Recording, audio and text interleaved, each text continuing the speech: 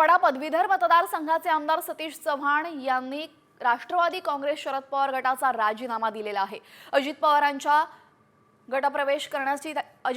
गटामध्ये प्रवेश करण्याची शक्यता सध्या वर्तवली जाते। तर शिर्डीच्या राष्ट्रवादी काँग्रेसच्या अधिवेशनामध्ये पक्ष प्रवेश करणार असल्याची माहिती समोर येते।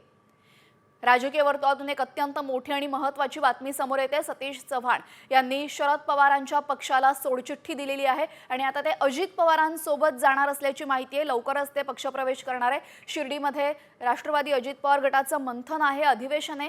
त्याच अधिवेशनात ते पक्षप्रवेश करणार असल्याची माहिती समोर येते।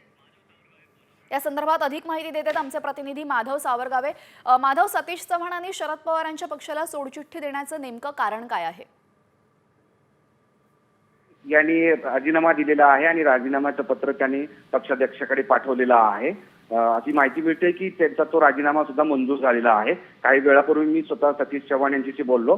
ते म्हणाले की विकास कामांच्या दृष्टीनं विधानसभा निवडणुकीपूर्वीच मी अजित पवार गटामध्ये सहभागी झालो होतो।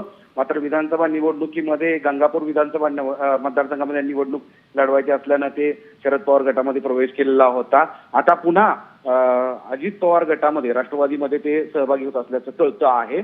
पण विकास कामाच्या सगळ्या महत्त्वाच्या मुद्द्यावर त्यांनी सत्ताधारी असल्या राष्ट्रवादी काँग्रेस अजित पवार गटामध्ये प्रवेश करण्याचा निर्णय घेतलेला आहे।